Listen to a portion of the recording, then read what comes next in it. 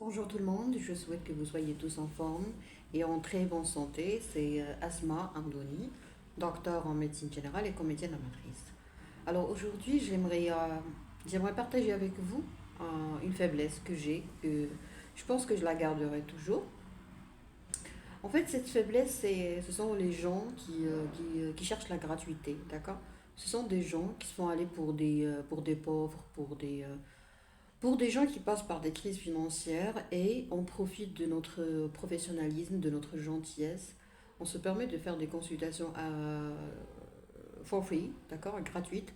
On se permet de nous solliciter à chaque fois pour des consultations à domicile et on ne paye pas. On s'amuse à nous solliciter pour des avis à distance, des consultations à distance, des demandes de lecture de documents sans pour autant nous respecter et respecter le fait que quand on demande à quelqu'un de nous, de nous pardonner, car on ne peut pas lire des bilans, des analyses sans examen clinique et tout, donc il y a des gens qui croient que c'est juste du marketing, c'est juste du neuromarketing pour les manipuler et voilà, et vampiriser leur portefeuille, d'accord. Alors que c'est pas vrai. Genre, quand quelqu'un. Moi, vraiment, je suis embêtée à chaque fois. Il y a des gens que je connais pas, surtout les gens que je connais, qui me demandent de lire des bilans.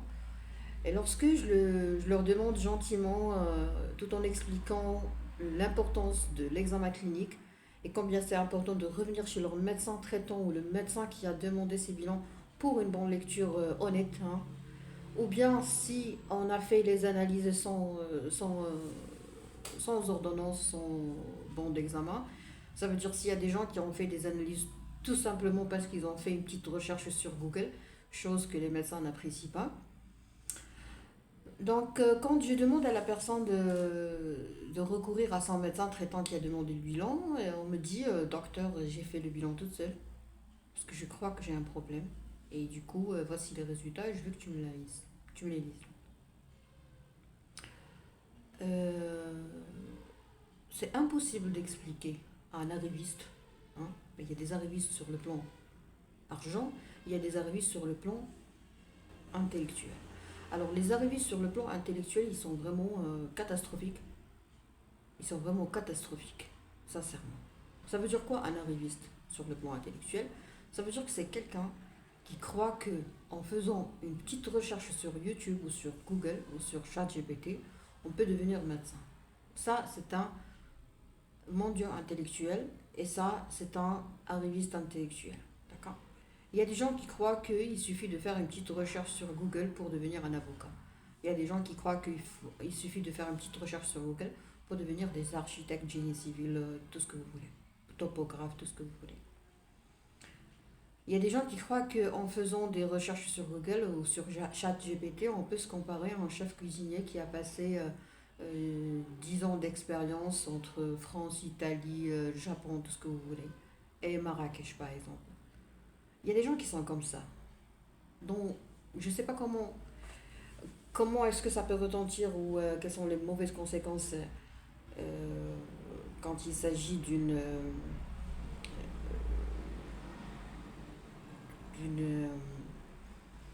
d'une bêtise de ce genre, hein, dans les autres domaines, mais sur le plan médical, j'aimerais vous dire que vraiment c'est catastrophique ce que vous faites. C'est catastrophique. Vous n'êtes pas des médecins, hein. Il faut voir un médecin spécialiste en psychologie ou en psychiatrie parce que c'est grave. Il faut voir un psychiatre. Il faut traiter ce problème de santé psychique. Je ne sais pas, est-ce que c'est psychique, est-ce que c'est psychomental, mais vraiment c'est un problème de santé. Le fait de se prendre pour un médecin sans passer par la faculté de médecine, je pense que vraiment c'est catastrophique. Il faut chercher les signes psychotiques, il faut chercher traiter les traumas de l'enfance, il faut traiter la confiance en soi, il faut traiter l'estime de soi, parce qu'il y a des gens qui sentent vraiment une grande estime de soi et ça booste leur confiance en soi lorsqu'ils cherchent, lorsqu'ils récitent ce qu'ils ont appris sur les réseaux sociaux. Genre elle est fatiguée, elle fait un bilan hormonal très très coûteux et elle se croit intelligente.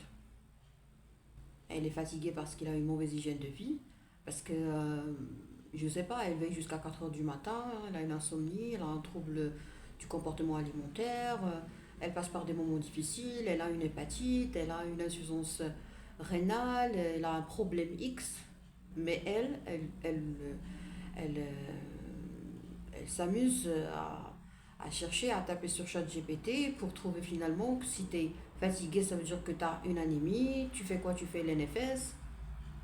Alors, tu es fatigué, tu as un problème de ferritine. Tu fais quoi? Tu fais le dosage. Tu es fatigué, tu as un problème de vitamine D3. Tu fais le bilan de vitamine D3. Tu prends la vitamine toute seule. Ah, ça m'étonne et ça m'effraie, sincèrement. Ça me terrifie. Wallah, j'ai peur. Ces gens-là me font peur. Maintenant, je suis en train de vous parler, il y a une dame qui m'a dit est-ce que je peux venir chez vous tout simplement pour me lire des analyses.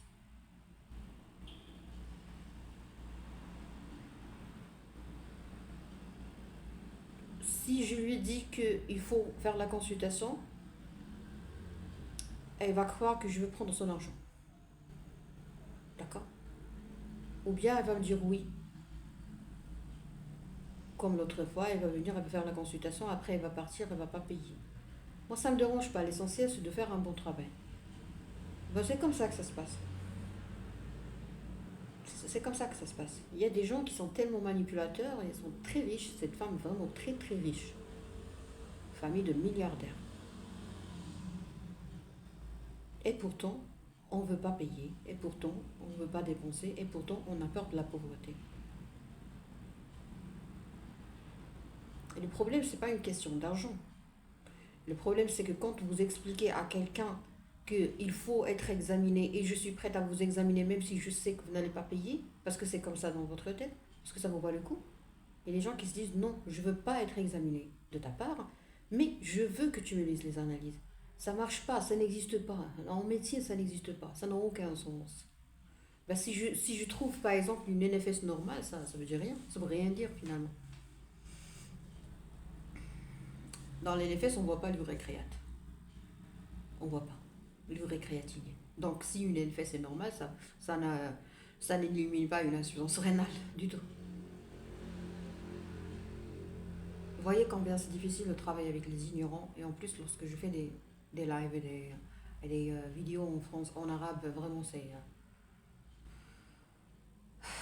c'est une aventure, pour ne pas dire une mésaventure. C'est catastrophique. Sincèrement, c'est catastrophique. Il y a des gens qui se disent, elle fait toujours des lives, donc c'est pas grave si elle me fait, si elle me lit me lit, hein. C'est pas une interprétation, une lecture. Vous voyez, c'est déjà, c'est déjà horrible, hein, de s'imaginer docteur en médecine face à quelqu'un qui te prend pour une imbécile tout simplement parce que tu fais des lives, parce que tu communiques en arabe, parce que tu facilites les choses, parce que tu fais de la comédie médicale en arabe, parce que tu es populaire.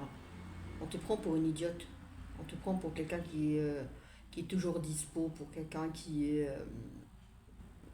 n'est pas important. Genre, il y a quelqu'un qui ose t'appeler pour te dire je veux que tu me lises les analyses et j'accepte pas d'être examiné de ta part. Et si je veux être examiné, je vais partir chez un professionnel spécialisé en, je sais pas moi, en chirurgie ou quoi que ce soit. Bah, cette dévalorisation du médecin généraliste, moi, ça m'intéresse pas. Ça me fait ni froid ni chaud parce que face à un ignorant, le témoignage d'un ignorant, ça ne l'affecte pas. Vous voyez? Ok, là, je vais devoir partir. J'attends vos réponses, vos conseils par rapport à cette demande de gratuité et ce manque de modestie de la part de la personne qui est riche et qui ne veut pas payer. Et quand vous lui dites oui, je veux te faire la consultation gratuitement, je sais que tu ne vas pas payer. Entre parenthèses. Oui, tu viens, je te fais la consultation, l'examen et on va voir qu'est-ce qui se passe, pourquoi les bilans a été demandé et tout. Et on te dit non, ne me fais pas l'examen, mais lis-moi, non pas interprète. Ok, bonne chance.